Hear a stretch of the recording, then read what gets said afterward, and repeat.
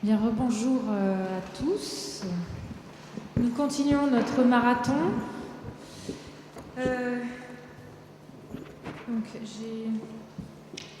Cette session s'intitule « Ce que la performance apporte à la philosophie poétique de l'aller-retour ».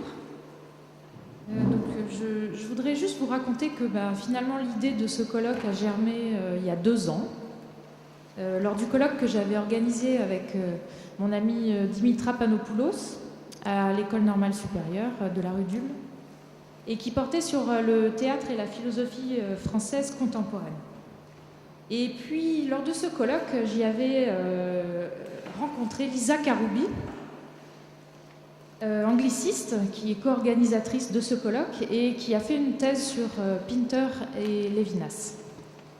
Et moi, je venais de soutenir ma thèse sur Deleuze et le théâtre. Et puis, finalement, on s'est dit, pourquoi pas travailler ensemble ? Il y avait de belles occasions de le faire. Comment faire acte de recherche collective ? Et puis, très vite, s'est imposée l'idée que, il fallait s'intéresser à tous ces philosophes français qui avaient traversé l'Atlantique et qui avaient nourri les universités américaines. Et comment, finalement, cette French Theory avait eu un impact immense sur la pensée anglo-américaine. Donc, on s'est dit que peut-être que l'heure était venue de faire revenir cette pensée anglo-américaine à Paris, et d'où la poétique de l'aller-retour.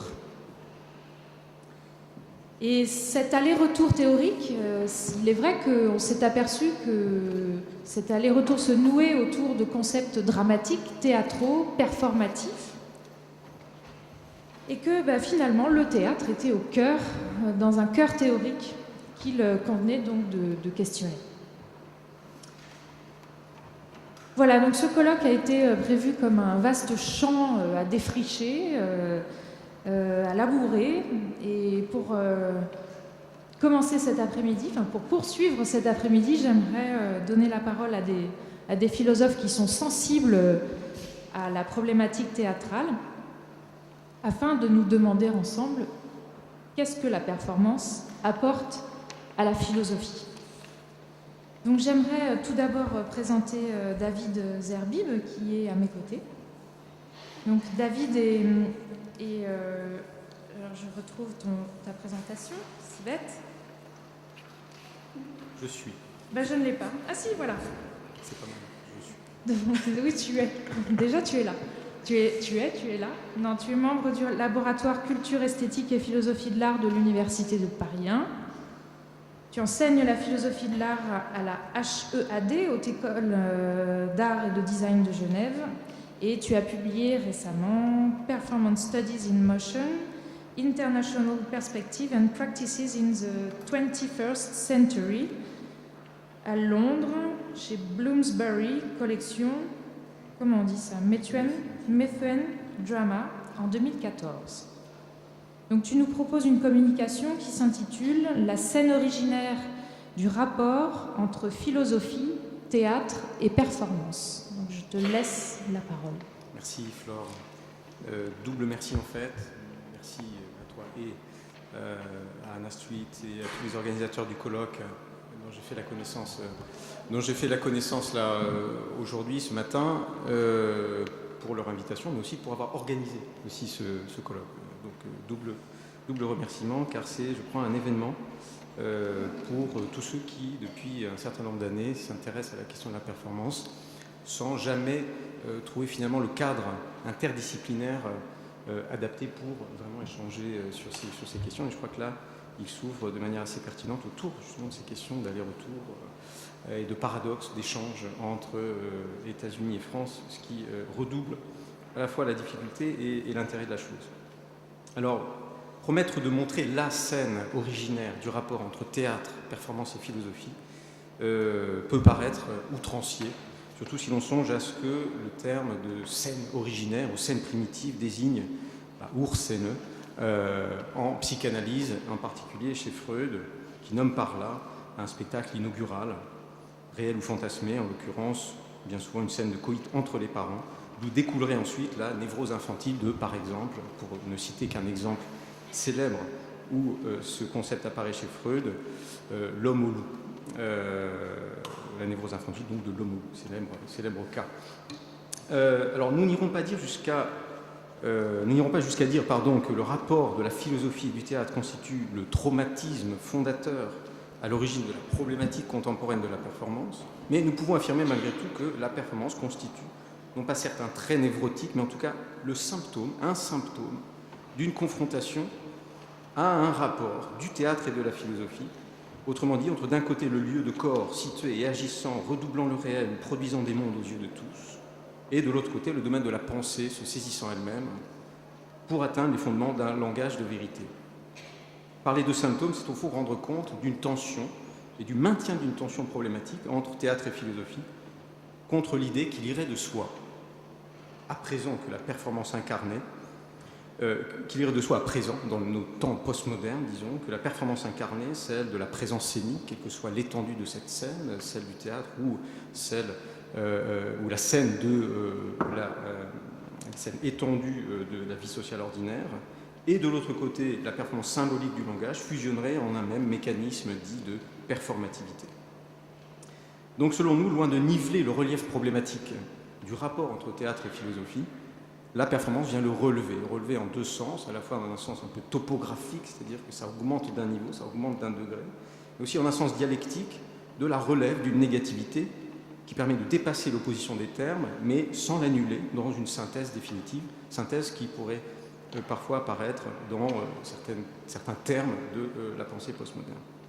Donc la performance, autrement dit, le mouvement ou le processus par lequel la forme s'accomplit, mais dans le moment même de cet accomplissement, déplace les termes de la confrontation du théâtre et de la philosophie, après avoir brouillé, disons, les termes classiques, les frontières de leur antinomie antérieure, à savoir celle de l'opposition classique entre art mimétique de l'apparence et technique alétique du vrai, alétique au sens du terme grec alétheia, qui veut dire le dévoilement de la vérité. Alors pour montrer donc l'évolution de cette tension, le maintien de cette tension, et pouvoir alors déterminer les termes nouveaux de la confrontation, je procéderai en 3 actes, 3 scènes, plutôt dans une approche d'ordre généalogique, à la fois théorique et historique, c'est-à-dire c'est situé dans une histoire des idées et des pratiques artistiques également, pour voir comment une nouvelle, pour autant que ce terme soit possible, cette qualité soit possible pour une scène originaire, est-ce qu'il y a une nouvelle scène originaire, ou plutôt une mutation de ce rapport fondateur, comment donc ce rapport se réactive autrement dans de nouveaux termes. Alors dans un premier temps, je reviendrai rapidement sur les termes classiques de la position du problème, avant de montrer comment, à travers certains moments clés, et en particulier un certain moment de ce qu'on appelle le tournant performatif, un moment clé, 1966, à la Johns Hopkins University de Baltimore, ce célèbre colloque qui voit pour la première fois arriver aux États-Unis Derrida, Barthes et Lacan, et inaugure ce qu'on appellera la French Theory. Alors, il s'agira d'évoquer ce moment en particulier,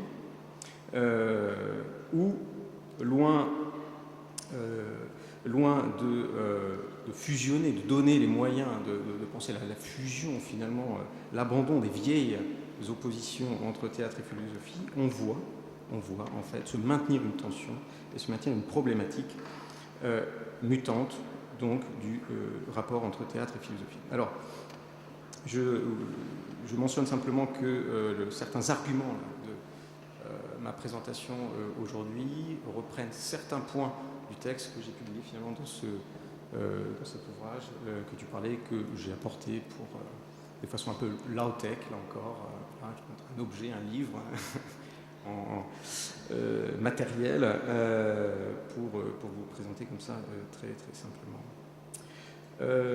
Alors, acte 1, ou plutôt scène 1, première scène, concernant donc l'opposition entre apparence et vérité. Donc, les termes classiques finalement de l'opposition, de la confrontation entre théâtre et philosophie, née en même temps en Grèce, aux environs du VIe siècle avant Jésus-Christ. Voilà une simultanéité qui a de quoi interroger et qui a interrogé effectivement Nietzsche en particulier, qui voyait dans une certaine forme de théâtre le modèle de toute philosophie. à travers en particulier l'idée d'un mouvement incarné de la pensée comme activation de la vie et non quête mortifère de la vérité, intensification des forces contre respect d'un certain ordre formel du bien et du vrai. On connaît la célèbre dichotomie chez Nietzsche dans La naissance de la tragédie entre les dimensions dionysiaques et apolliniennes déterminées à travers les œuvres d'Échille, Sophocle, Euripide. La question étant de savoir comment les œuvres tragiques sont travaillées originellement par des forces qui excèdent toute mesure et que l'art tente pour un temps de stabiliser ou d'apaiser dans la belle forme. On connaît le diagnostic critique de Nietzsche. La tragédie a évolué vers une déplorable normalisation sous l'effet de l'homme socratique qui a détourné la forme de son dialogue conflictuel avec l'hubris dionysiaque pour l'orienter toujours plus vers la quête stérile du bien et du vrai. Au nom précisément de cette quête et de la valeur absolue de cette quête, Platon, lui, on le sait, relègue acteurs, artistes aux marges de la cité idéale, condamnés au fond aux intermittences du spectacle, c'est-à-dire à l'instabilité théorique de la mimésis, à l'incertitude, à l'illusion de ce qui se donne à voir et se présente comme événement sensible. Le danger, en effet, que de se voir saisir par la force d'une présence ou d'une image avant de pouvoir contempler, avant de pouvoir s'assurer de la forme idéale d'où cette force devrait tirer sa légitimité. Au fond, au-delà de l'opposition entre sensible et intelligible qui structure cette opposition chez Platon, opposition de l'apparence et de la vérité, ce qui est en jeu, c'est un certain équilibre, un certain réglage entre des formes et des forces dans l'expérience et la pensée. La question des formes et des forces, je la fais émerger donc à partir de la question de l'opposition apparence-vérité, car en fait, on verra comment, dans les conditions contemporaines de la position du problème, c'est autour de cette articulation du rapport entre forme et force que se rejoue la confrontation entre théâtre et philosophie. Donc l'enjeu du réglage du rapport entre forme et force se montre en particulier, s'il fallait juste un exemple comme ça dans la philosophie platonicienne par exemple, on le voit à l'œuvre dans un petit dialogue intitulé Ion, qui est l'histoire d'un rhapsode. L'histoire d'un rhapsode, c'est au fond un rappeur troubadour de l'Antiquité qui sur commande déclame des poésies, chante les chants homériques et joue de talent dans certains concours de rhapsodie que Ion en particulier gagne à tous les coups. Ce qui est intéressant, c'est de voir dans quels termes précisément s'oppose chez Platon dans ce dialogue la force magnétique que possède Ion au détriment d'une possession, d'une techné véritable, c'est-à-dire d'une connaissance, d'une science que le rhapsode évidemment ne possède pas, dont il est démuni. Donc d'un côté, la force magnétique du rhapsode, de l'autre, la forme logique du discours du philosophe, et tout en reconnaissant la puissance magnétique de ces anneaux qui relient les muses aux spectateurs dans la performance du rhapsode, Socrate condamne cette absence de techné, de capacité à savoir ce qu'il transmet. Donc là encore, opposition entre un certain régime de force et de forme d'un côté, du côté de la philosophie et du théâtre. Mais enfin, on sait que l'affaire n'est pas si simple, et pour aller vite, pas si binaire, et qu'une dialectique sous-jacente opère dans la forme même de l'énonciation du discours philosophique. On sait bien, ça a été pointé par de nombreux exégètes, que sans la théâtralité même des dialogues de Platon, l'impact de l'enseignement socratique aurait été moindre. Donc, dans une sorte de science physique de la pensée, on ne peut supprimer les forces, il y a une conservation aussi des énergies à l'œuvre, on ne peut que les orienter, les canaliser, les détourner pour un temps, comme lorsque Platon oriente le désir vers l'idéal ascétique du beau, par exemple. On risque évidemment d'une désublimation qui ferait voler en éclats tout l'édifice normatif et métaphysique qui présidait à cet idéal. Précisément, cette désublimation et cet éclatement, c'est ce qui se produit au XXe siècle. Les forces refoulées un temps finissent par ressurgir et n'en finissent pas en vérité de ressurgir. Et elles passent au besoin par la porte de derrière, pour reprendre une autre image utilisée par Freud pour parler des pulsions refoulées, mais qui reviennent par la porte de derrière, par la fenêtre, par n'importe quelle ouverture, en troublant encore plus l'espace d'où nous avions expulsé ces pulsions. Et de manière intéressante, Freud se sert d'une image qui est pertinente là, pour notre affaire aujourd'hui, puisqu'il se sert de l'image d'une conférence d'où nous aurions expulsé un spectateur trouble-fête, problématique, spectateur donc, qui reviendrait comme ça par la porte de derrière pour causer encore plus de troubles dans la conférence. On verra donc en 66 un certain spectateur problématique vient poser une question qui pour nous fait symptôme. Mais pour l'instant, nous ne sommes pas en 66, nous plongeons historiquement à un autre moment, une autre scène dans cette généalogie problématique du rapport entre théâtre et performance, entre théâtre et philosophie, pour cette fois renommer l'opposition à travers la confrontation entre performance et performativité. C'est notre deuxième scène, si l'on veut. On sait le rôle que Nietzsche a joué dans le processus de désublimation, d'éclatement dont je parlais tout à l'heure, désublimation de la métaphysique à l'époque moderne, et comment il a fait de la philosophie un champ de force immanent qui font la voie à Deleuze puis à Derrida. Sa transvaluation des valeurs en matière morale et esthétique a été retentissante, mais je m'intéresserai là à une autre révolution, une révolution moins bruyante au fond, mais tout aussi déterminante pour notre affaire, tout aussi déterminante dans la réévaluation du rôle des forces, de la force dans les formes de la pensée. C'est celle qui est accomplie par un certain philosophe anglais qui répond à toutes les caractéristiques du flegme britannique, John Austin, une sorte de philosophe météore, comme le dit un de ses traducteurs, qui meurt à 48 ans en 1960 sans avoir publié aucun livre, et qui ne laisse que l'édition posthume d'un petit recueil de conférences prononcées en 1955, How to do things with words, qui sera publié en 1962, et qui accomplit, c'est lui-même qui le dit, dans le moment de l'énonciation de ces conférences en 1955, qui accomplit une révolution en train de se produire, et de préciser, sans aucune tonitruance, si quelqu'un veut l'appeler la plus grande et la plus salutaire de son histoire, ce n'est pas à y bien réfléchir une prétention extravagante. John Austin, donc, accomplit l'une des plus grandes et salutaires révolutions de son histoire, de l'histoire de la philosophie, à travers sa théorie de la performativité.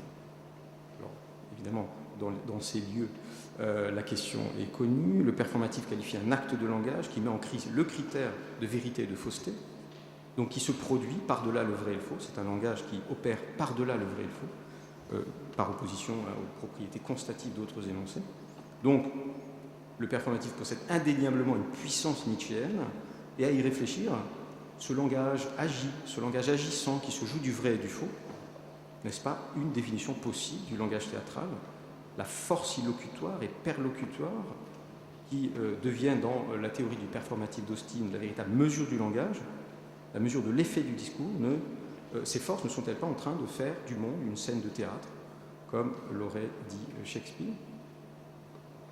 Or, ce qui m'intéresse ici, c'est qu'en dépit de la fortune de la notion austinienne de performativité dans le champ de la théorie de la performance théâtrale, dans le discours de l'art, dans le discours de la scène, d'un point de vue philosophique et du point de vue d'Austin en premier lieu, ce rapport entre théâtre et philosophie est un contresens.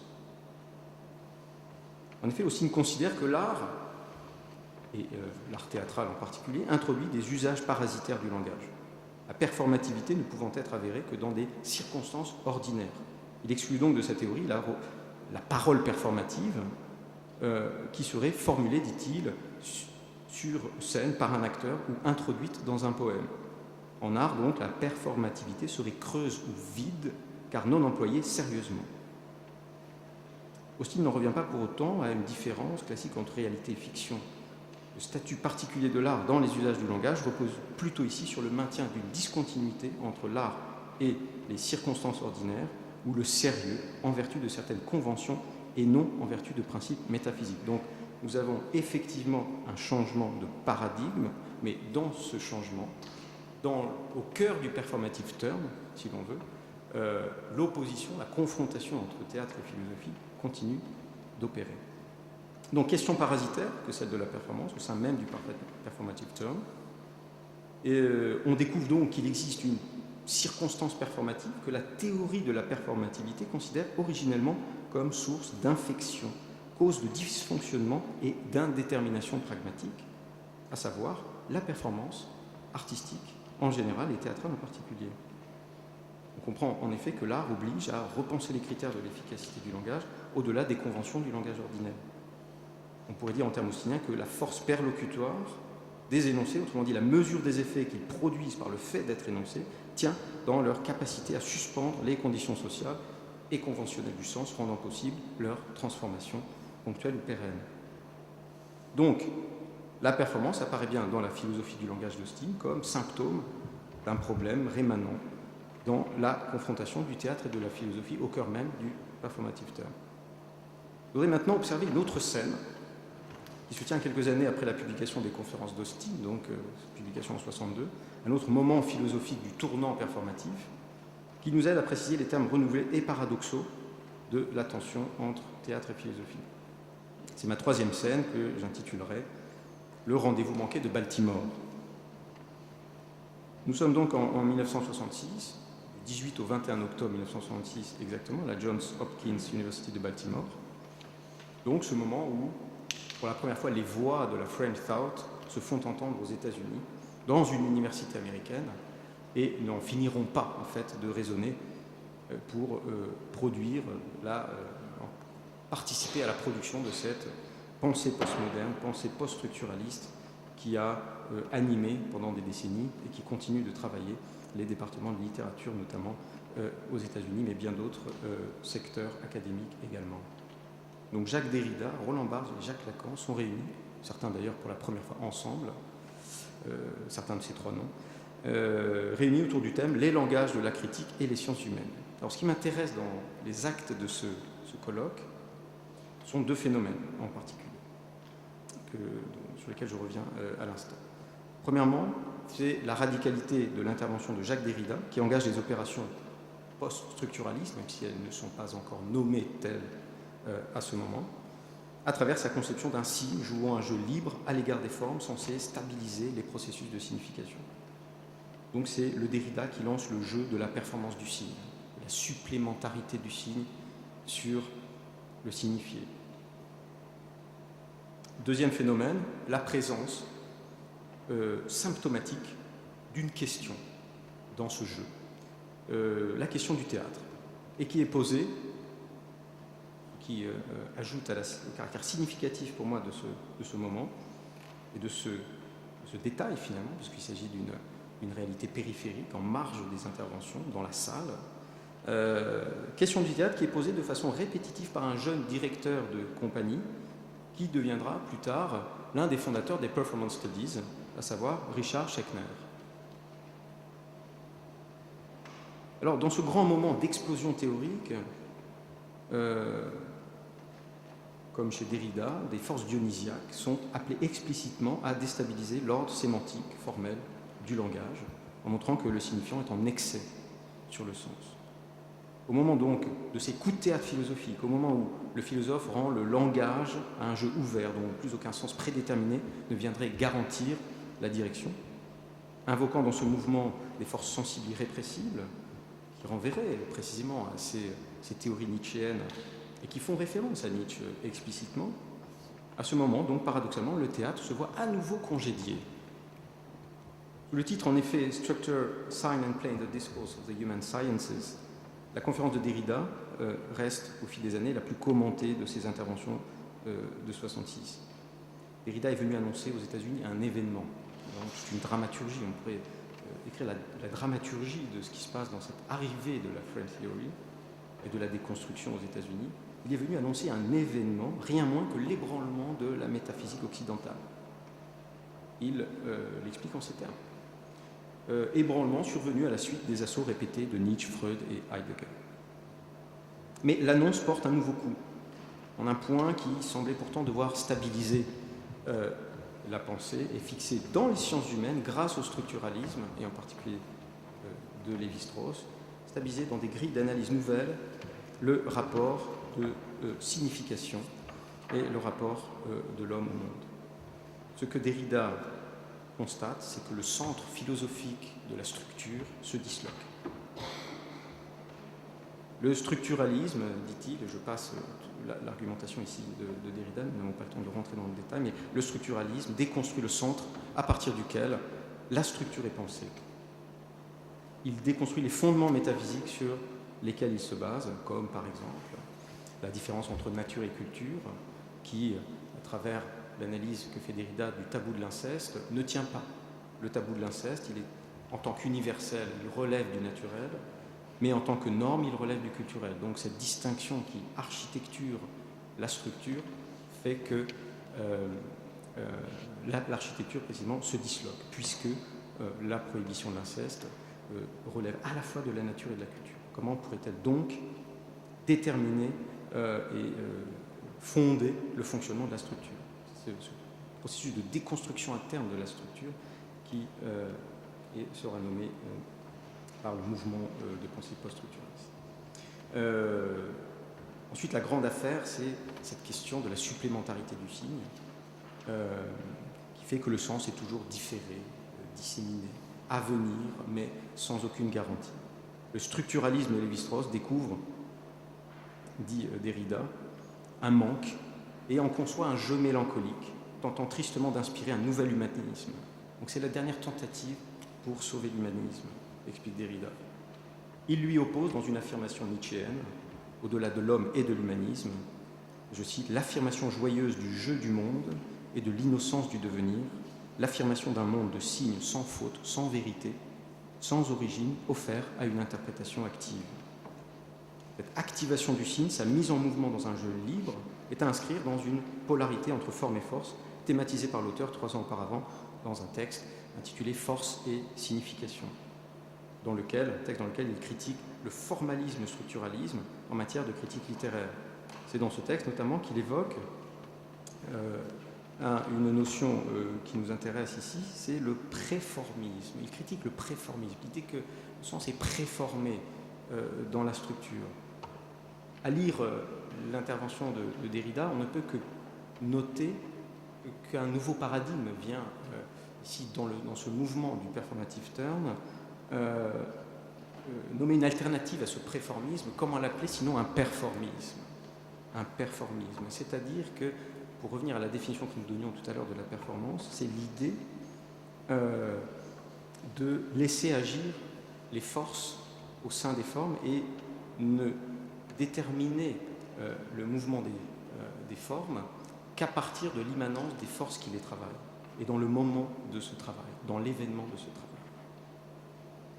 Depuis toujours, Dionysos a rapport à son dehors, à la forme visible, à la structure comme à sa mort, dit-il. C'est ainsi qu'il apparaît.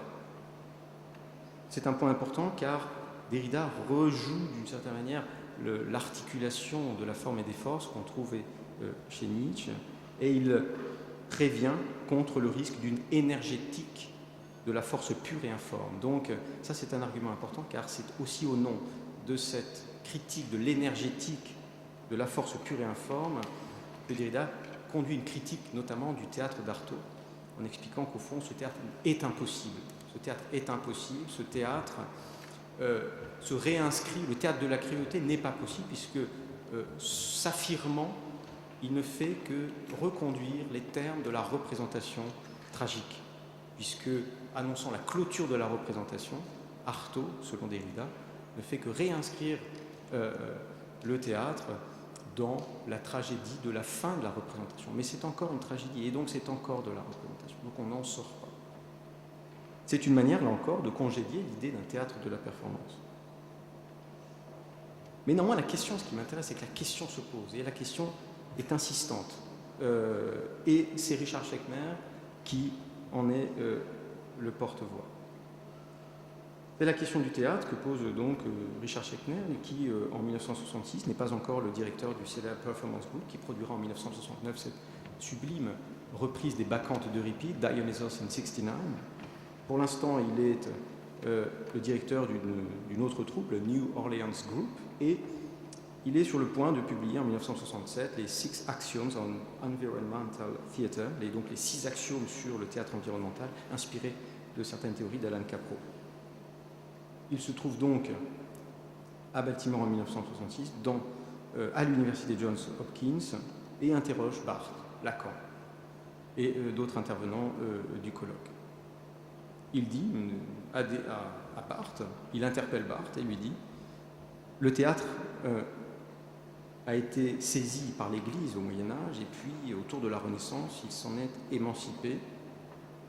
Et puis, il fut saisi par la littérature, mais voilà qu'aujourd'hui, la littérature rejette le théâtre, peut-être pour le bien des deux partenaires. » Il s'adresse en ces termes à Barthes et pose une question. Je vous demande comment vous traitez l'événement, je traduis en fait en direct, comment traitez-vous l'événement réel de la performance, incluant le public, le bâtiment du théâtre et tout l'environnement de l'événement théâtral? Quel effet cela peut-il avoir sur les termes de votre critique littéraire quand, dit-il, le fait même de l'événement théâtral est introjeté dans le texte? Ni Barthes ni Lucien Goldman ne peuvent répondre. Lucien Goldman, autre intervenant dans ce célèbre colloque. Schechner précise la question face à Barthes. Il semble que vous décriviez le langage et la littérature comme implosifs.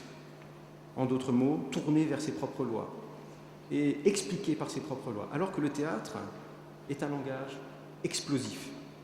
Le langage est une matrice d'action. Cela ne fait aucun sens au théâtre d'envisager un langage qui ne conduise pas à l'action, qui est la performance. On a ici une intéressante opposition entre une performativité implosive et une performance explosive. Il continue, qu'en est-il de la relation entre les lois de la linguistique et le monde parlé, la performance du texte, la gestualité? Alors Barthes répond dans un premier temps que, au fond, la gestuelle constitue au fond un système sémiotique comme un autre, et il fonctionne a priori comme n'importe quel système de film. Mais, c'est ce qui est intéressant ici, et qui contribue donc à réaffirmer ce rôle relégué du théâtre au cœur même de cette explosion théorique, ou cette implosion pour le coup, Barthes explique, le problème c'est que le geste n'est pas encore assez dénaturalisé au profit d'un code très solide. Donc le geste n'est pas assez codifié, pas assez codé, il n'est pas assez sémiotisé. Schechner insiste, espérant voir un apport de l'étude de la structure du langage pour l'étude du langage des gestes. Barthes s'impatiente un peu et répond à Schechner, bon, si vous pensez devenir le Saussure du théâtre, ce serait formidable. En vérité, Schechner ne sera pas un Saussure du théâtre, peut-être une sorte de Derrida du théâtre, si on reprend certaines formes de sa théorie, notamment la théorie de la restauration du comportement, qui reprend certains propos de Derrida, au fond, enfin, des propos analogues à certaines interventions de Derrida lors de ce colloque, à propos notamment de l'idée d'une répétition sans original. Répétition sans original, par exemple le mot « je », explique Derrida, fonctionne comme un signal, quelque chose qui est répété mais sans origine. Et ça reprend complètement cette idée de la restauration du comportement chez Schechner. Je passe d'autres analogies, notamment l'idée du « not me », que ceux qui connaissent un peu la théorie de Schechner ont vu développé par l'auteur, qui reprend un not thing que l'on voit dans la bouche de Lacan dans ce colloque. Bref, je terminerai donc sur ce point. On constate que, paradoxalement, au cœur de certains phénomènes, de certaines scènes qui attestent historiquement, généalogiquement, de ce qu'on a appelé le performative turn, contre toute attente, le théâtre, à ce moment-là, continue de jouer un rôle spécifique, marginal, et se marque donc ici une différence nette, non pas incommensurable entre deux termes, mais opératoire et singulièrement problématique entre d'un côté la performativité texto-centrée, si l'on veut, et la performance incarnée, l'événement de la performance théâtrale, dont Richard Schechner, dans ce colloque, est un défenseur. C'est ce qui m'incite d'ailleurs à inviter, lorsque nous sommes confrontés à l'éclatement du champ faussement unifié, du champ sémantique faussement unifié de la performance à travers la terminologie héritée de la philosophie du langage et de la performativité, ce qui m'incite depuis quelques années à proposer le néologisme de performantiel pour nommer ce qui relève d'une performance avant même d'avoir identifié le jeu du code, le jeu du signe performatif dont la performance relèverait éventuellement. Donc d'un côté, une performantialité qui s'opposerait à une performativité ou qui s'articulerait à une performativité. Bien. Je m'arrêterai là, je crois que Merci.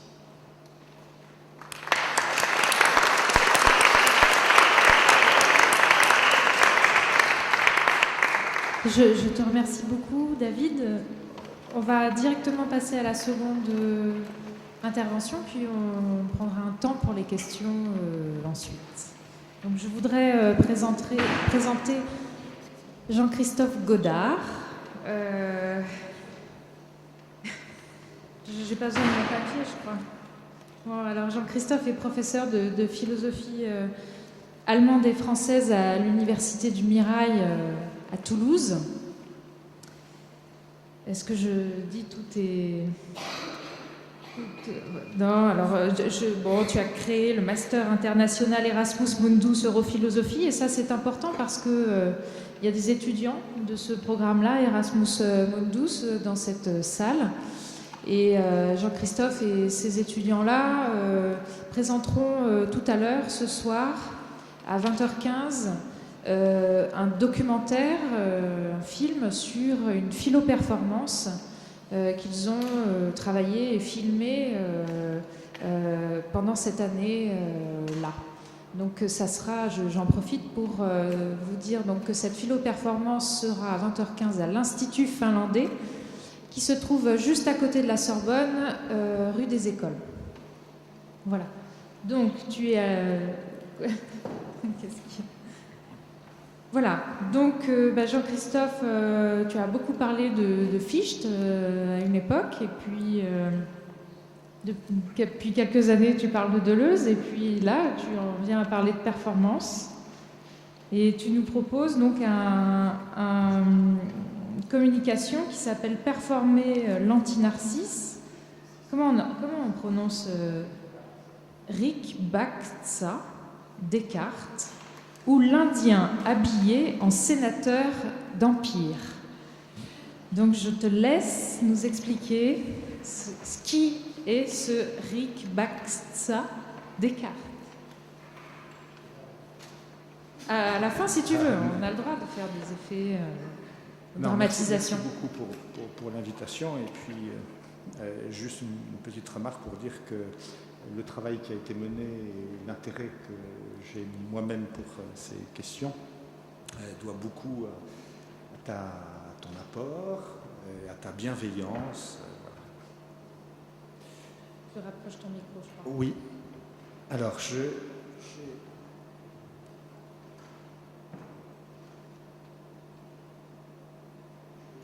dis un mot quand même.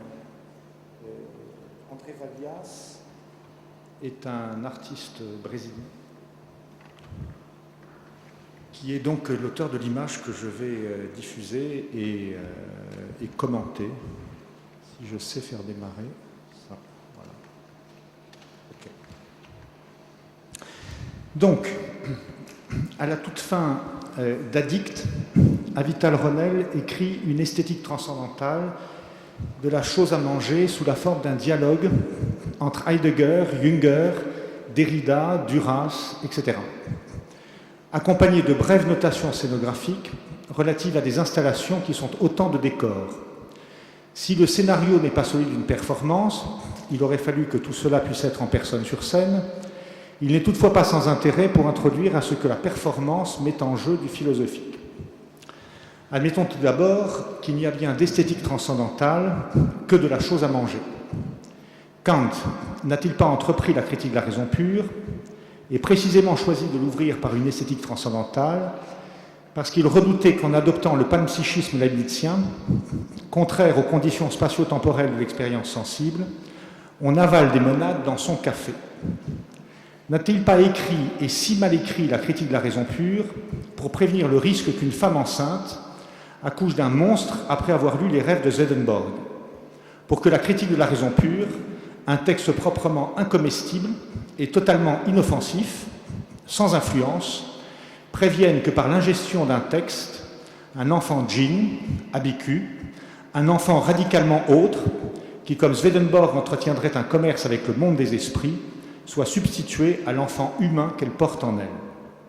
Kant a beau être un philosophe blanc, un philosophe des pays froids, il n'en a pas moins la notion d'une possible irruption dans son monde, d'être venu d'un autre monde, n'en est pas moins effrayé par eux et n'en perd pas moins la santé qu'un Africain ou un Amérindien.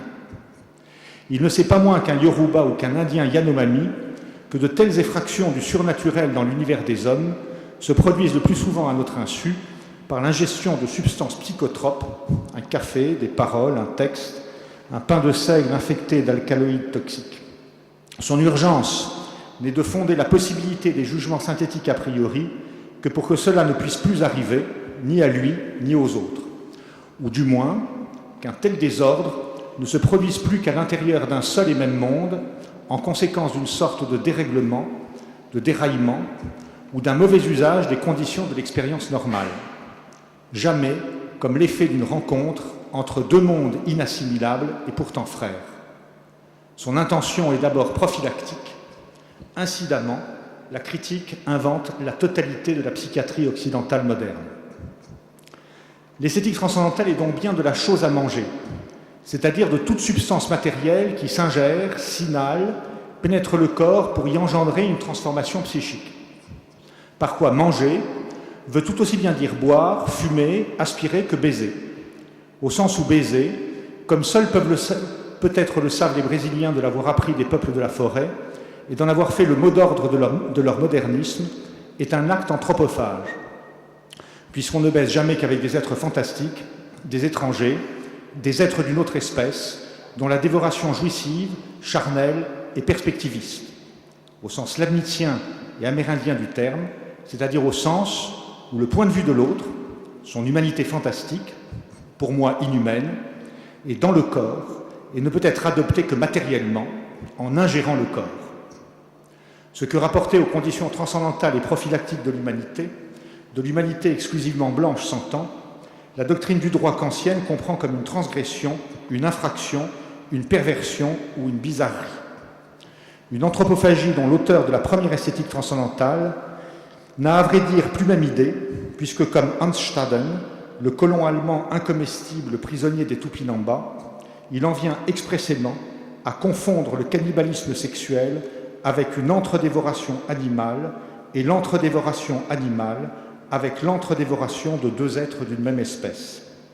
Une anthropophagie qui nous serait inconnue si, grâce au témoignage de Staden, nous n'apprenions de Kunam Bebe une autre leçon métaphysique que celle de la science des limites et des relations, celle des noces et des devenirs réels, qu'un cannibale qui mange la jambe d'un homme est un jaguar, qu'on n'ingère jamais rien avec tant de délectation qu'à condition de manger, de boire, d'inhaler, de baiser, comme un jaguar dévore un homme. C'est pourquoi l'esthétique transcendantale est de la chose à manger d'abord au sens où elle nous en préserve, où elle nous préserve de sa rencontre inopportune, de l'avaler à notre insu, de l'attraper comme on attrape un sort en inhalant un parfum, en croisant un regard, en marchant sur un objet.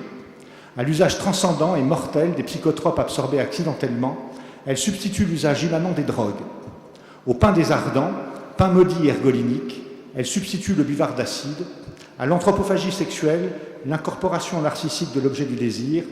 À la possession démoniaque, la passion amoureuse. Au pouvoir du texte malfaisant, la bibliographie.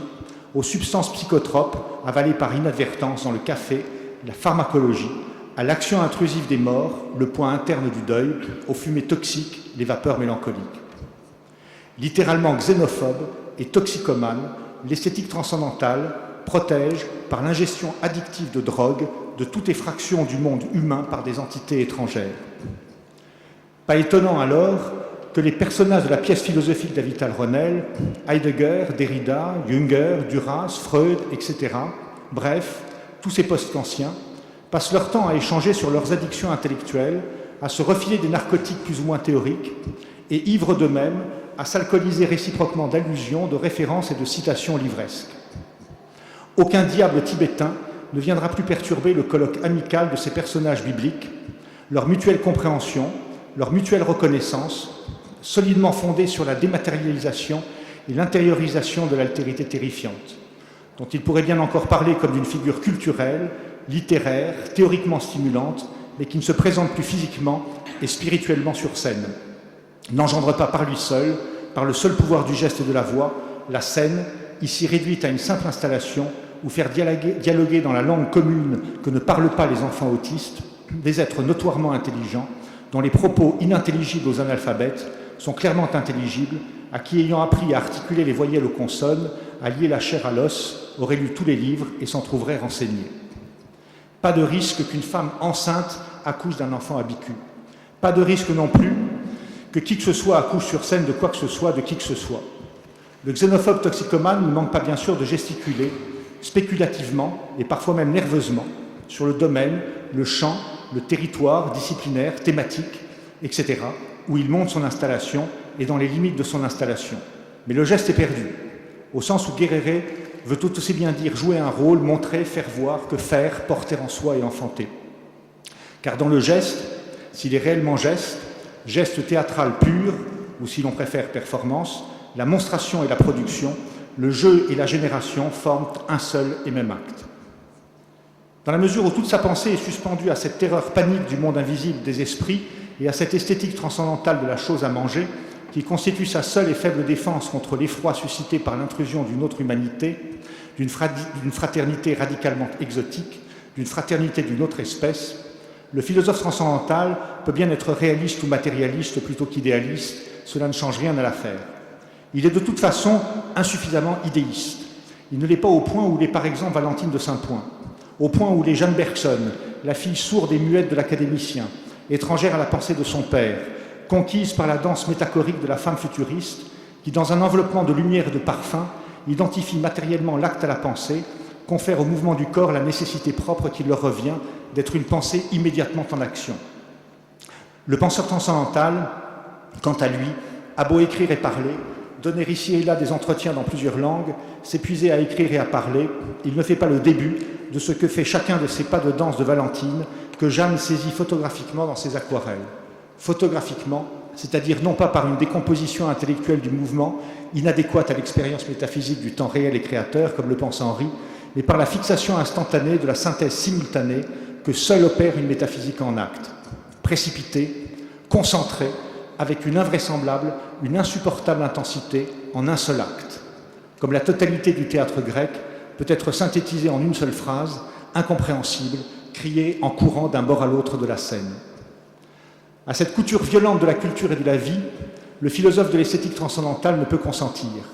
Traumatisé par le surgissement d'une force inconnue dans son ordre civilisé, affaibli par elle pour n'avoir aucune ressource dans sa propre culture moribonde qui lui permettrait une négociation avec les êtres du monde invisible, il ne tolère plus que le théâtre post-traumatique d'une discussion ennuyeuse entre gens cultivés pour des gens cultivés. Il fait moins qu'un pas de danse parce qu'en réalité il ne fait rien de ce qu'il y a à faire, parce qu'il ne veut plus être imprégné d'aucune pensée, vivre d'aucune pensée, risquer d'être investi et possédé par un point de vue assez puissant pour le pousser immédiatement à des actes et des paroles dont la partition échapperait à l'ordre des mots. Alors, il met en scène des débats d'idées, idéalisme versus réalisme, idéal-réalisme versus réal-idéalisme, idéalisme idéal-réaliste versus réalisme idéal-réaliste, idéalisme réal-idéaliste versus réalisme réal-idéaliste, etc. C'est-à-dire, ne met rien en scène et ne pense pas. Toute esthétique transcendantale ne peut donc que s'écrire, et ne s'écrire que d'une écriture à proprement parler débile, c'est-à-dire incapable, de cette incapacité dont les Blancs sont bien les seuls à être capables, qui constitue leur seule capacité, proprement insymétrisable avec ce dont sont capables les peuples qui pensent. Ce Carto appelle le mal blanc. la capacité qui s'est développée jusqu'à l'absurde chez les monstres que nous sommes de penser en système, en forme, en signe, en représentation, de nous perdre en considération sur les formes rêvées de nos actes. Marguerite Duras à Marguerite Faust. C'est de l'idéalisme allemand, ça, ma chère, absolument charmant. Derrida à Heidegger. Il y a quelque chose dans ce Thanatopos qui est, comment dire, trop scientifique pour moi. De toute manière, que la science ne pense pas, c'est vous qui le dites. Jünger à tous. Veuillez accepter mes excuses. Parmi nous autres vieux messieurs, il s'en trouve quelques-uns qui restent fort attachés à ce terme, et autres gentillesses. Insuffisamment idéiste, le penseur transcendantal est insuffisamment matérialiste. Pour l'avoir malheureusement expérimenté, il récuse théoriquement, puisqu'il ne sait plus rien faire que théoriquement, l'influence directe, magique, c'est-à-dire synthétique, de la matière sur l'esprit. Tout concrétisme, l'abstraction supérieure du concret, le pouvoir qu'aurait une technique corporelle de disposition, d'empilement, de manipulation d'objets matériels, de mendication, trituration, pilage de matière vivante, terrienne, animale, végétale et minérale, du traçage d'un symbolisme exclusivement matériel dans la boue ou la poussière d'une préparation, d'une Stimmung incantatoire, d'un geste du bras, d'un cri, de produire une transformation profonde de l'esprit, de l'orienter et de le faire renaître en faisant renaître le corps. Bref, la nature psychotrope de la matière. Le transcendantalisme, quel qu'il soit, ne pense pas plus loin qu'un missionnaire jésuite. Ces psychotropes ne peuvent espérer produire que des conversions, des turns théoriques, linguistiques, ontologiques, théologiques, postmodernes, anthropologiques, etc. Des courants et des contre-courants, des changements d'idées mortes, des tentatives dérisoires pour réorienter l'esprit, pour donner forme aux myrtes sauvages qui ne cessent de se transformer selon d'autres principes, sous l'effet d'autres forces. Il absorbe bien sûr des choses à manger, de la mescaline, mais c'est encore pour écrire, une ontologie ou une théorie de l'imagination, peu importe. Au mieux, il ne verra que des homards. Et il ira consulter un psychiatre pour ne plus les voir, un psychiatre blanc qui tentera de lui apprendre à redouter plus l'abîme du nez et où sombre toute chose que la présence inopportune et sollicitante de ces homards.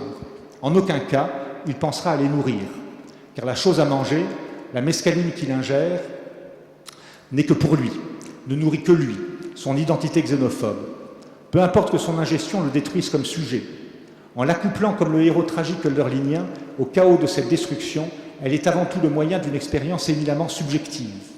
Reste un mode de subjectivation et anéantit l'extériorité radicale du désordre au sujet. Il pourra bien, comme Deleuze, chercher à dissocier abstraitement la drogue comme expérimentation vitale et la drogue comme entreprise mortifère.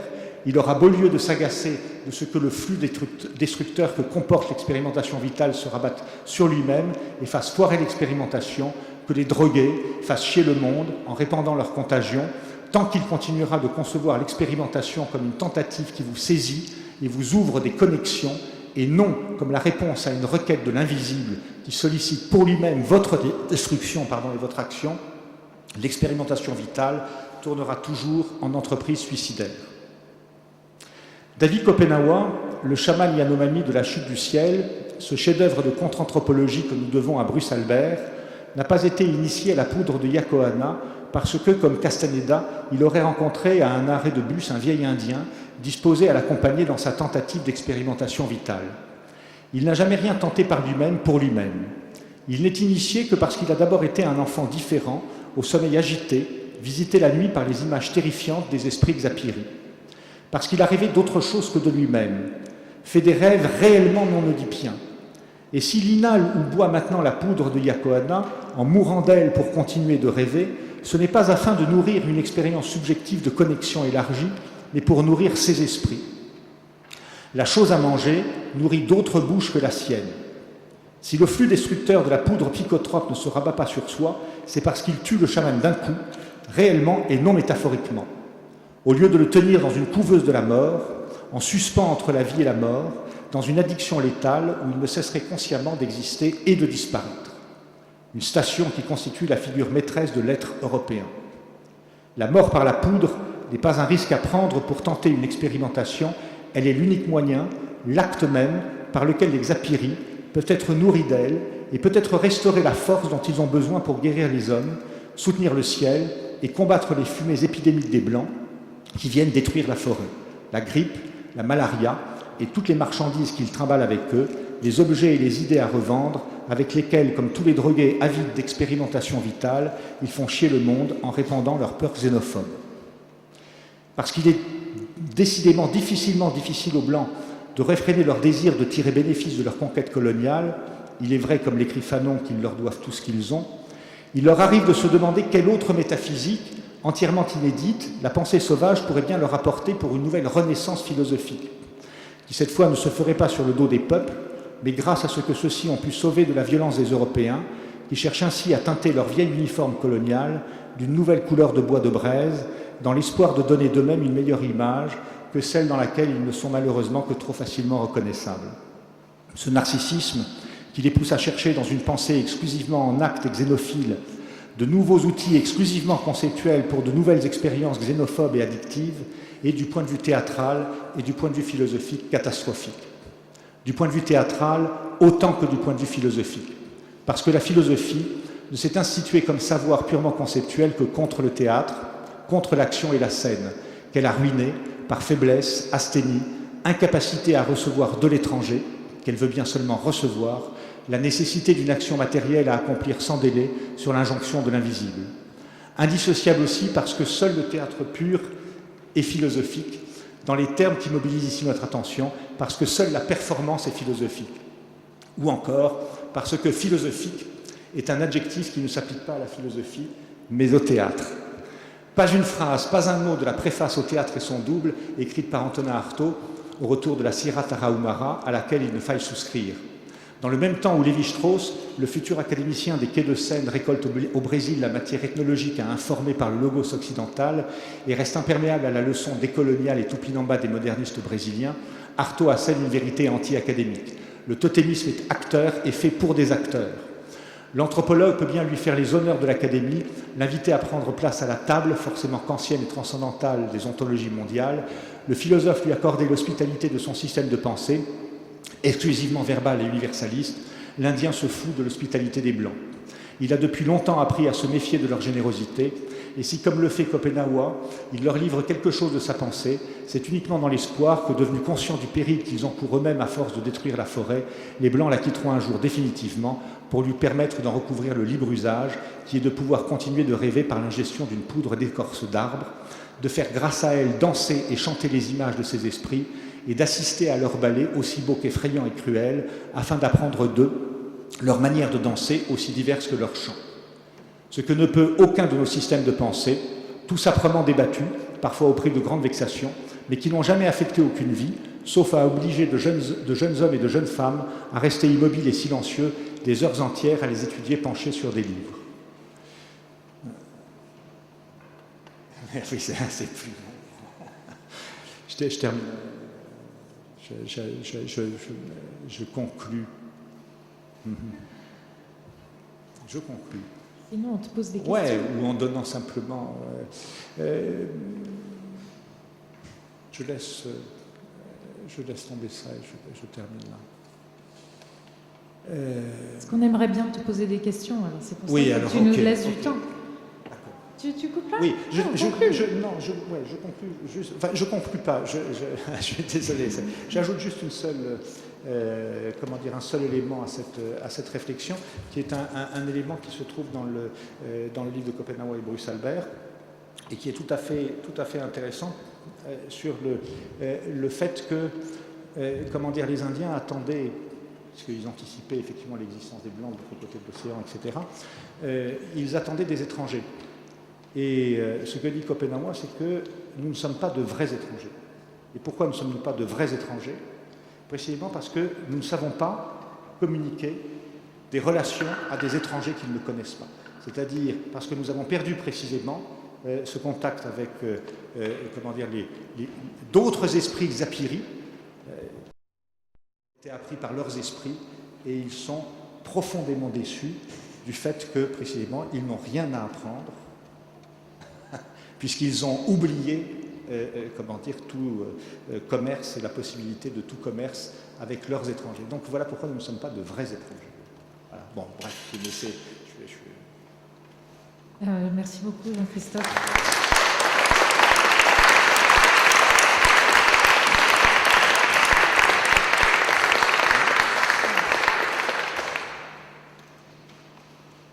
Guillaume, est-ce que tu veux commencer avec une question? Moi, j'en ai une pour David.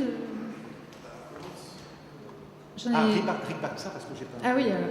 Rikbatsa, c'est le nom d'un peuple brésilien. Et André Valia, c'est un artiste qui a donc... Vous voyez, c'était ça ma conclusion par rapport à cette question d'être de vrais étrangers. C'est-à-dire la performance nous permettrait-elle d'être de vrais étrangers, c'est-à-dire nous permettrait-elle précisément de pouvoir commercer avec des Indiens au sens où nous leur apprendrions précisément des danses et des chants qu'ils ne connaissent pas. Bon, j'avais une question pour David. C'est que... Je vais la retrouver d'ailleurs, mais... moi, ce qui m'a toujours étonnée, c'est que finalement, il y a beaucoup de philosophes qui avaient pris le théâtre en grippe, le considérant comme une métaphore un paradigme du concept de la représentation qu'il fallait abattre, hein, la représentation, la mimésis, etc. Et finalement, les choses sont évidemment beaucoup plus compliquées. On a vu ce matin que le théâtre n'excluait pas forcément la performance, que la performance n'excluait pas forcément le théâtre, que voilà, la performance pouvait être une performance narrative, que voilà, on pouvait avoir un cadre et un événement. Donc comment tu expliquerais, et tu l'as dit, ces rendez-vous manqués, répétés, de ces philosophes qui se méprennent, enfin qui se trompent complètement sur ces diverses pratiques, et puis surtout aussi, souvent on a l'impression que les philosophes français du XXe parlent du théâtre en général. Alors, je ne sais pas si c'est un théâtre bourgeois, un théâtre brechtien, un théâtre dans une salle italienne ou un dispositif circulaire. Enfin, d'où vient cette énorme méprise qu'il y a de la part de gens quand même qui se disent avoir voilà, une posture de surplomb sur certains concepts. D'où vient ça? Il y a un premier faisceau d'explication qui pourrait rejoindre un peu la teneur de l'intervention de Jean-Christophe, lié au fait que la philosophie reste héritière de cette condamnation tonicienne, logocentrique, de l'incarnation, de la présence de l'événement et de la physicalité. Mais même chez les anti-platoniciens, oui. C'est ça qui est fou. Alors, il y a aussi, il y a dans cette histoire les défenseurs du théâtre qui défendent le théâtre au nom du logos, que l'acteur serait capable de mettre en œuvre. Par exemple, Diderot dans son paradoxe sur le comédien, qui dit que l'acteur joue d'intelligence et pas d'âme, pas de sensibilité. Donc il est aussi en rapport avec la vérité, avec les idées. Donc, y compris dans ce cas-là, il y a un peu un malentendu. Il y a une défense du théâtre, mais sur la base, peut-être dans le sens de ta réflexion, sur la base d'un malentendu. Oui, pardon. Donc, voilà, il y a cette... qu'on soit finalement dans la contemplation. Pareil, c'est un peu... Tu te jeu rapproches. libre, là, il y a une supplémentarité du micro qui... ça va pas. Donc voilà, c'est finalement dans cette première ligne d'explication qu'il y a contemplation du théâtre ou défense, finalement, c'est sur la base de cette valeur logocentrique, ou exclue ou possible. Voilà. Et il y a une autre partie dans ta question qui consisterait à dire que la philosophie, y compris les philosophes qui seraient favorables à cette dépense de force dans la pensée, par exemple, comme je le disais à propos du post-structuralisme, qui viendrait rejouer en fait l'emprise des forces sur les formes, on retrouve une défiance à l'égard du théâtre. C'est un peu le sens de ta question. En fait, ce qu'on trouve rejoué un peu en contrebande, c'est quand même, pas forcément en contrebande, puisque c'est explicite quand Derrida dit il n'y a pas de hors-texte, c'est bien que le problème, c'est le jeu, la scène finalement. Si théâtre il y a, c'est le théâtre du signe. C'est le jeu du signe. Mais ce qu'on entendrait, ce qu'on a envie. Mais alors de Derrida, saisir, il voit quoi dans le théâtre du signe? Enfin, est-ce qu'il avait identifié des artistes, des productions théâtrales à ce moment-là, quand il a formulé ça? Non, alors, quand je dis théâtre du cygne, finalement j'utilise la métaphore pour parler de ce jeu du cygne dont il rend compte dans cette intervention. Donc, si théâtre il y a, ben, c'est un théâtre du cygne, c'est un théâtre encodé, si on veut, dans le texte, il n'y a pas de hors-texte, et donc il n'y a aucune chance de voir dans une philosophie comme celle de Derrida, qui semble démonter cette tradition dont parlait Jean-Christophe Godard à l'instant, pas de chance néanmoins de voir une véritable théorie émerger, une véritable théorie de la performance qui serait en fait une pensée qui donnerait sa chance à une phénoménalité située, incarnée. En tout cas, c'est chez les théoriciens de la performance théâtrale, c'est souvent dans ce sens-là qu'on a envie de pousser le concept de performance, évidemment. Mais je comprends, mais tu vois, tu dis si théâtre il y a, donc ça postule qu'il y a la réflexion sur le théâtre ne déboucherait pas forcément sur une scène. Et ça, je trouve ça pose sacrément question quand même quand on réfléchit sur le théâtre. Voilà. Pourquoi ça ne pourrait pas déboucher sur une expérimentation du terrain scénique? Et puis, j'ai oublié la deuxième partie de ma remarque, mais voilà. Bon, je retrouverai tout à l'heure. Mais c'est ce décrochage entre la théorie et la scène qui me paraît toujours... Enfin, moi, je me pose beaucoup cette question-là. Oui, j'en arrive à me demander si on n'aurait pas un effort véritablement à considérer une pensée du théâtre ou une pensée à l'œuvre sur scène, une pensée du geste de l'acteur, une pensée de l'acteur qui soit une pensée en prise avec l'expérimentation, avec la gestuelle, avec l'art de l'acteur, et qu'on arrête de vouloir plaquer des concepts tirés d'une philosophie traditionnelle et qu'on plaquerait sur des pratiques scéniques et artistiques. Et je trouve qu'on est encore un peu à ménager la chèvre et le chou entre ces deux perspectives-là, nous qui nous occupons d'esthétique quand même, et de théâtre. Est-ce qu'il ne faudrait pas y aller franchement quand même, de se mettre sur scène et de faire émerger des concepts scéniques? Par exemple, il y a alors, une option, mais du coup ce sont des concepts qui ne viennent pas forcément des philosophes, mais des artistes.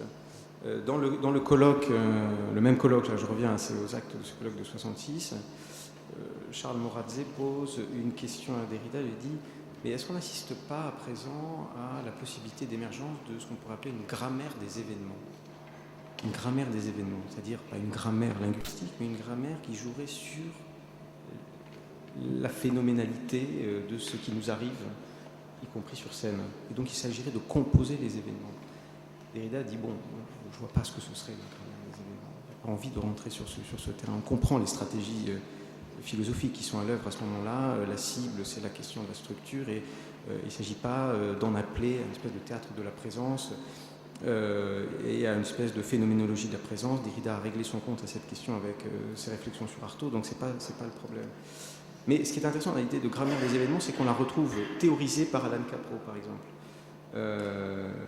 Il donne presque un mode d'emploi, d'une manière d'aborder cette grammaire des événements dans un texte, et aussi c'est un disque en fait, c'est un 33 tours qu'il a édité, qui s'intitule How to Make a Happening, et où je crois que c'est une réponse possible à cette question de ce que serait une grammaire des événements.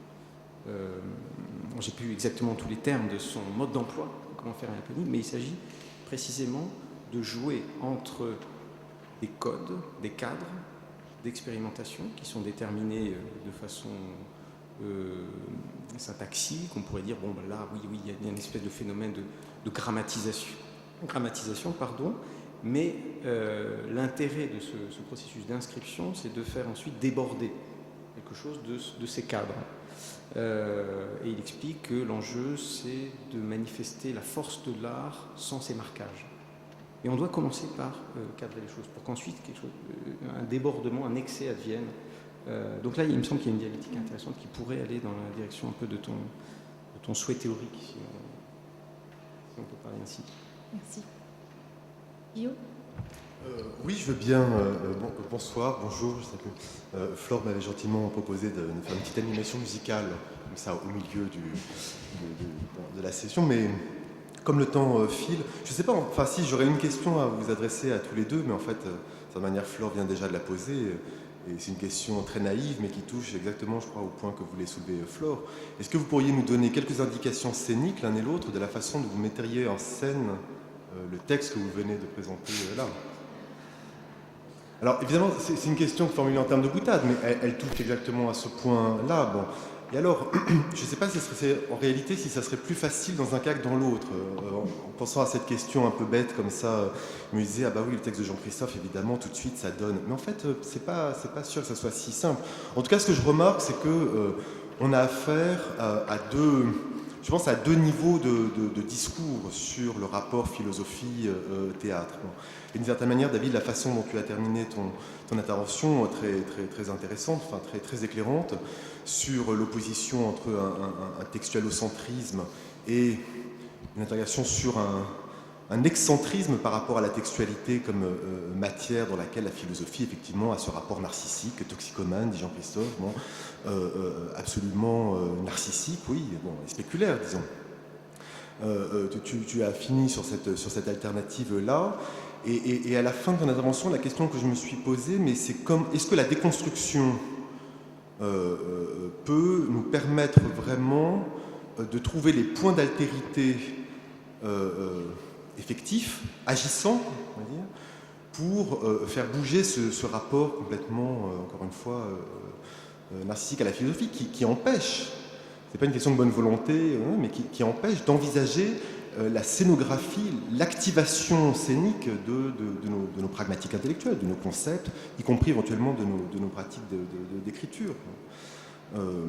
Donc c'est pas tout à fait la même question que l'autre, disons, qui venait en t'écoutant, qui était de savoir peut-être qu'est-ce que tu pensais de la critique que Derrida adresse à Artaud, hein, que tu as restitué en disant, bon finalement, Artaud il est bien gentil, mais à partir du moment où on part dans une énergétique des forces, alors on retombe forcément dans l'ordre de la représentation, comme s'il fallait forcément maintenir un rapport de tension entre la force et la forme. Bon, moi, je me demande si c'est pas Derrida qui a un concept complètement représentationnel des forces, en réalité, là où Artaud essaye plutôt de s'en défaire, et si bien que pour Artaud, en fait, la question de la textualité se pose même plus, se pose même pas au départ. Non.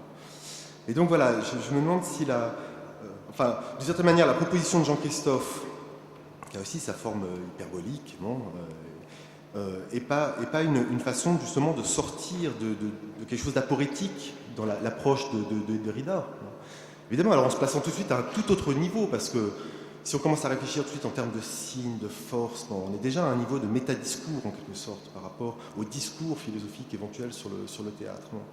Alors que, bon, si je comprends bien, ce que tu fais, c'est inventer une toute autre narration de ce que sont des signes, de ce que sont des forces, de ce qu'est un événement. C'est peut-être le point sur lequel vous avez tous les deux là travaillé. Bon. Mais d'un côté, disons, dans une voie structuraliste, post-structuraliste, ou à ce moment de jonction, effectivement, je suis d'accord avec toi, très, très intéressant, mais où finalement on pense toujours l'événement comme un événement sémiotique à l'intérieur d'une organisation sémiotique.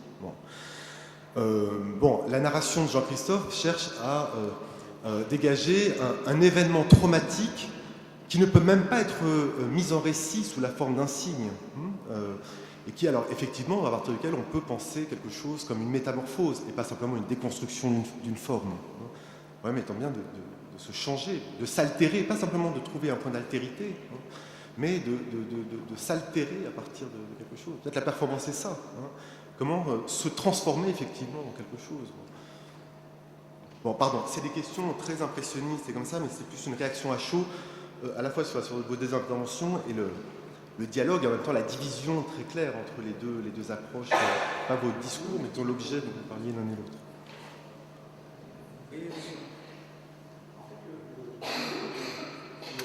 J'ai un mot, parce que c'est la question enfin, qui a été posée, c'est-à-dire est-ce que la performance peut apporter quelque chose à la philosophie?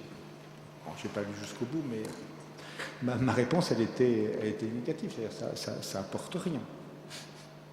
Rien du tout. Si, si effectivement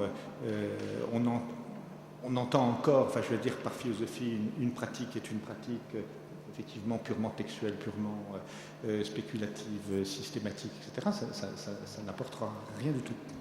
Juste pour faire comprendre ça, le mot ajaso qu'on a choisi, nous, comme identifiant pour notre groupe, c'est un verbe yoruba qui veut dire à la fois séparer et assembler, et qui donne son titre à un ofo, c'est-à-dire à un travail ou une pratique qui est une pratique de résurrection, qui implique un certain nombre de préparations, de gestes matériels, d'incantations, etc. Et moi, ce qui m'a absolument frappé, c'est que c'est le même verbe pour dire séparer et assembler. Alors ça, c'est une chose, moi je viens de l'idéalisme allemand. Alors j'en ai plein ma bibliothèque. J'ai écrit des commentaires interminables sur Hegel, sur Fichte, etc. Enfin, je veux dire sur comment est-ce qu'on parvient à réaliser l'unité de la différence. Comment est-ce que dans un même acte, on peut à la fois disjoindre, réjoindre, etc. Enfin, c'est toute la problématique. Et ensuite, on s'engueule. Est-ce qu'il faut être idéaliste pour faire ça? Est-ce qu'il faut être réaliste pour faire ça? Comment ça se fait? Là, il y a, comment dire, ça ne pose pas de problème, puisque ça se réalise. Et alors, je tiens sur cette thèse-là, qui est la thèse ethnopsychiatrique, c'est-à-dire qu'en plus, ça marche. C'est-à-dire qu'il y a opération de guérison effective. C'est-à-dire qu'on a affaire à un savoir qui est purement matériel, qui est infratextuel, si vous voulez, qui n'est pas philosophique si on veut, mais qui opère précisément enfin, ce que le philosophique cherche. C'est pour ça que je parle de toxicomanie. On commence par prendre des substances, mais des substances qui n'opèrent aucune métamorphose et qui n'aboutissent finalement à rien. On reste coincé dans le tunnel, je veux dire, en permanence dans des dialectiques interminables du réalisme et de l'idéalisme, machin, etc. Alors que là, comment dire, c'est opéré, mais sous la forme, précisément, d'un geste. Donc, essayer de donner un sens philosophique à la performance, pour moi, c'est revenir à cette qualité, à cette propriété, on pourrait presque dire une quasi-thérapeutique, enfin je veux dire, de l'acte purement performatif. Donc effectivement, je suis plus dans la question de... Si tu demandes comment est-ce que je peux performer ce texte-là, évidemment, je le surcharge c'est déjà une performance, mais pas dans ce sens-là, c'est-à-dire je le surcharge d'inducteurs culturels, de manière à ce que tout le monde puisse reconnaître un maximum de choses qui lui sont absolument familières et qui définissent le cadre dans lequel il peut penser ce qui va pas pour lui. Et en même temps, je le trouble et je le brouille de manière à ce qu'on ne s'y retrouve plus et qu'on comprenne effectivement qu'on a un besoin fort d'étrangers.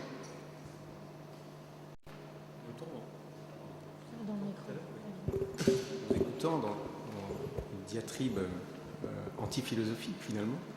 Oui, En même temps, on ne peut pas s'empêcher, bien sûr, voilà, c'est ça. Oui, bien sûr. C'est ça. En même temps, on ne peut pas s'empêcher de dire que cette élaboration est impensable sans la position philosophique. Oui, sans la maladie philosophique. C'est ça. Bien sûr, puisque c'est pour ça que je parlais de thérapie. Je veux dire. C'est de l'homéopathie. Alors, l'autre modèle dont je n'ai pas parlé et qui vient de l'idéalisme allemand, c'est Fichte. Et c'est le séminaire fichtien, la Wissenschaftslehre, qui ne publie pas, qui ne veut pas publier, et qui considère lui-même que, comment dire, il ne faut pas la lire. Si on la lit, si on écrit dessus, elle n'opère pas. Donc, à partir de là, ça laisse rêveur. C'est-à-dire que quand on pense que le schellingianisme s'est formé à partir d'une lecture de la Wissenschaftslehre, que l'hegelianisme s'est formé à partir d'une lecture de la Wissenschaftslehre, là, il y a une perspective, j'allais dire, anthropologique, enfin, qui est tout à fait... C'est pas un livre. Et on a simplement des traces, c'est-à-dire c'est vraiment une scène. Il insiste sur la voix et lui-même parle, comment dire, de la dimension du caractère narcotique de la lecture. Il faut se défaire de la lecture. une vision Schaeffer, c'est fait comme ça, c'est-à-dire que ça s'adresse d'abord à des philosophes. Bon, ok, vous venez pour unifier, comment dire, le semblable et le dissemblable, parfait. Il commence par parler de Kant, par parler de Spinoza, pour que tout le monde soit à l'aise, etc. Et puis il commence à monter une dialectique de plus en plus complexe, qui fait qu'au bout d'un moment, ça n'a plus de sens. Alors évidemment, les commentateurs, eux, continuent à chercher des outils mathématiques pour essayer de maintenir la structure et de maintenir encore une possibilité du sens. Mais en réalité, ça n'a plus de sens. Et on arrive à un point, les commentateurs sont épuisés, enfin je veux dire qu'ils n'arrivent jamais à aller jusque-là, où moi je maintiens que d'après les notes simplement qu'on a, on est dans un registre de pure matérialité sonore. Et donc, son séminaire, enfin, on peut dire que c'est le séminaire philosophique, hein, mais son séminaire, il vise proprement à défaire et à dénouer, je veux dire, l'attachement toxicomaniaque, je veux dire, aux inducteurs culturels, du théorique, etc. Et oui, et son public, on ne le connaît pas. C'est-à-dire, il n'y a aucun grand philosophe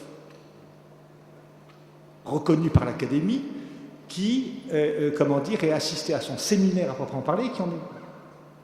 Ce sont des inconnus. Et ça, c'est l'autre dimension aussi, qui est la question de la notoriété. C'est-à-dire que tu poses la question, c'est-à-dire que la performance n'appartient pas à une logique de notoriété, c'est-à-dire de fixation, effectivement, du système sous forme livresque et sous la forme d'une doctrine, etc. Un mot, je dirais que, enfin voilà, la piste des transformations est intéressante au sens où elle permet de sortir de l'alternative qui est l'impasse en fait entre finalement la dichotomie que je dessinais, qui opère dans l'histoire des idées à ce moment-là. Elle ne pose pas les termes d'une alternative ultime, c'est-à-dire qu'il ne s'agit pas de déterminer si il y a de la matière infrasymbolique ou il y a de l'événement avant le langage ou bien autre position, il n'y a pas de hors-texte, pas de hors-langage, etc.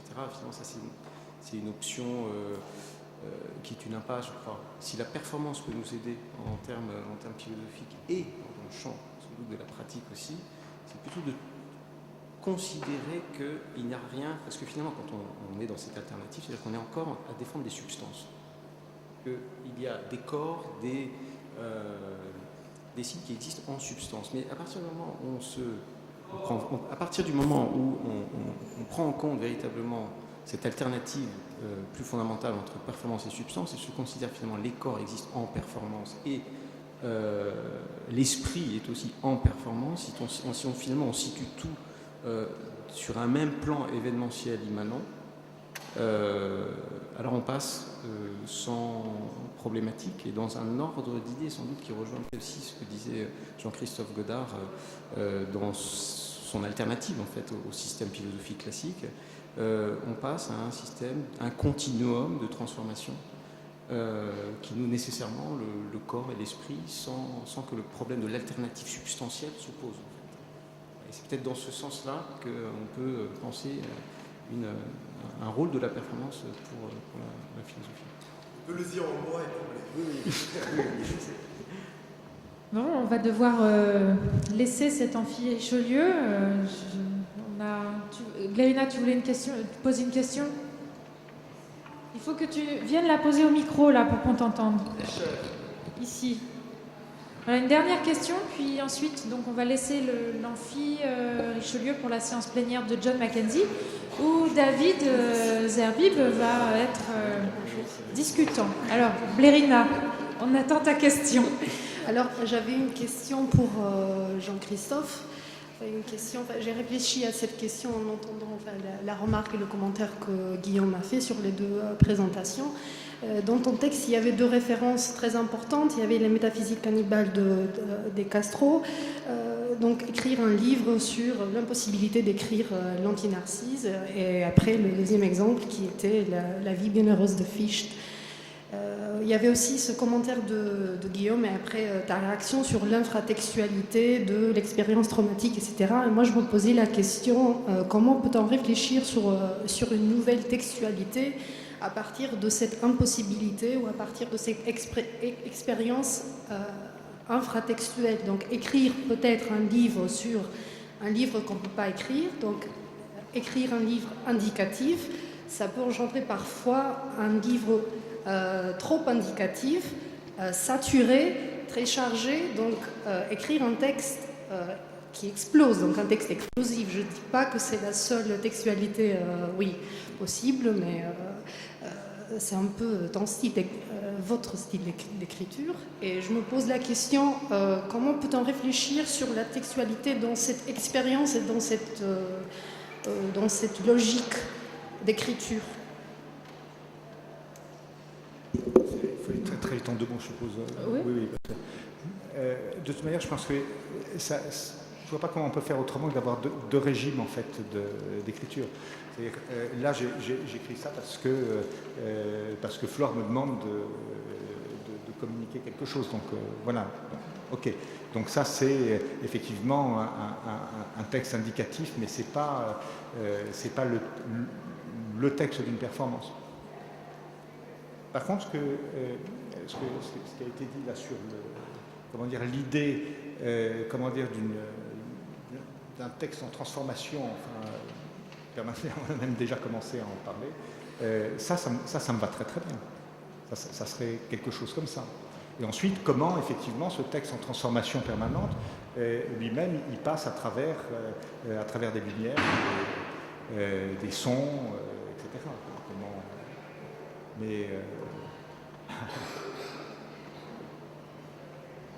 Non, il y a d'autres régimes d'écriture que celle-là, que cette communication-là. Bon, bref.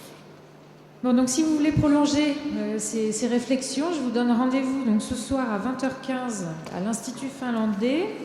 Je n'ai pas l'adresse exacte sous les yeux, c'est le 60 rue des Écoles, donc juste en bas de la rue Victor Cousin, la philo-performance filmée du groupe Ajaso de l'Université du Mirail. Voilà, à tout à l'heure.